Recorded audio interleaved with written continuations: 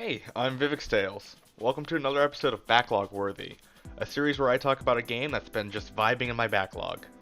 This time around, I played Everhood, an ineffable tale of the inexpressible divine moments of truth. I picked up this game during a sale earlier this month, on around June 5th. It sat in my backlog for less than a month before I got the chance to play it. Now, let's get right into that review. Just a heads up, there are going to be some story spoilers in this video. In Everhood, you play as yourself, I think. After getting talked to by what I assumed was a higher being, you find yourself in a world where everyone knows you as Red. You spend the start of the adventure traveling through doors in an attempt to get your arm back from Gold Pig. To start off with, the graphics are akin to Undertale. The pixel art just fits the whole vibe of the game pretty well, honestly. You can encounter some nicely put together areas to explore, and just minutes later, you can find yourself in an area that seems like it was made in Microsoft Paint. If you think the overworld is lacking, just wait until you get to the battle screen. Everhood's battle screen looks like Guitar Hero while playing like Mega Man Battle Network. A pure black background really helps pronounce the color attacks that Red must dodge. It makes it stand out, but then again, black will make anything stand out. The gameplay is what makes this game what it is. At the start, you spend the battles dodging the enemy's attacks. With only two basic moves at the beginning, moving and jumping, it keeps the game going at a decent pace. And I know what you're saying. Vivix Tales, that sounds very boring. Just give me a moment. Each battle brings something new. Whether it's a low attack to jump over, a wall attack to dodge, or just the pace speeding up, it was always a welcomed learning curve. After a turning point in the story though, you now have the ability to send two of the same colored attacks back to the enemy.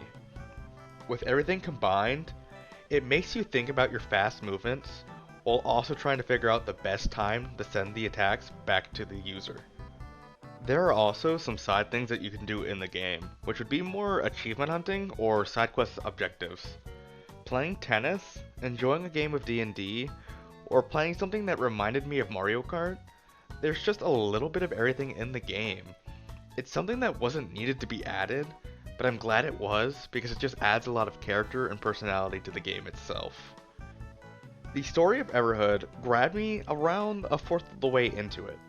Beating the game in 6 hours over the span of 2 days, I feel like I experienced only a small part of the story. In Everhood, you start as a human being speaking to a higher being. Willing to give away your humanity, you become Red, or Red Mage, in order to retrieve your arm back from Blue Thief. When this happens, the story takes a turn. You are told that you have the power to free souls. With this power, you are then tasked with killing the residents of Everhood to save them from eternal suffering. The characters in this game also had their own personalities. Are you more of a loud and wacky person to be around? If so, you might enjoy Green Mage. Are you someone who is quick to anger and doesn't enjoy anything? Zig might be the guy for you. With a cast of around 30 characters, I'm sure there is someone you can really enjoy or relate to. Everhood's music is nothing less than phenomenal, in some places at least. The overall music is good and really adds to the atmosphere of the area you're in. The battle music is where this game really shines though. Just take a quick listen to these songs.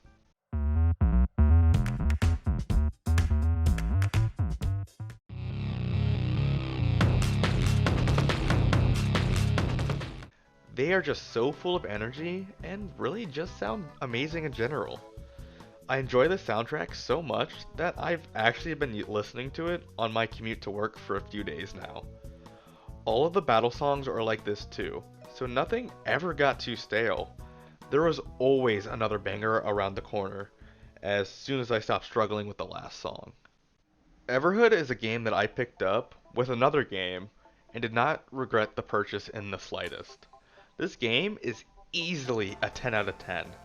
With the amazing music, amazing gameplay, and amazing characters, there's really no reason for this game to sit in your backlog. The day you buy Everhood is the same day you should start playing the game. Or if you have the time, beat it in one sitting. Beating the game unlocks a New Game Plus mode and more content. This is probably one of the only games I've bought and thought, wow, I really need to play this again right after beating it. Seriously, go play Everhood and have a great time. Thank me later.